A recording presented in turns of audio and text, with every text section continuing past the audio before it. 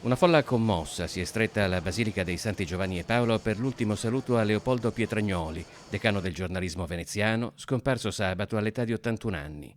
Giornalista professionista dal 1968, firma del Gazzettino per quasi 30 anni e quindi presso l'ufficio stampa del Comune di Venezia, direttore di Gente Veneta, segretario dell'Ordine dei giornalisti del Veneto, autore di saggi, appassionato studioso della Venezia del Novecento e membro della Commissione per la ricostruzione della Fenice. Alla funzione, presieduta da Don Gianmatteo Caputo, ha partecipato in rappresentanza dell'amministrazione comunale l'assessore Renato Boraso.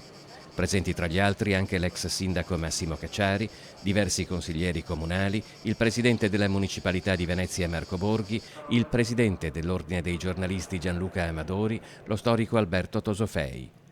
Di Leopoldo resterà la testimonianza di passione e amore per il suo lavoro, ha scritto il patriarca di Venezia Monsignor Francesco Moraglia, e la sua capacità di svolgerlo con dedizione e cura, insieme ad una particolare attenzione alle vicende della sua amata città di Venezia.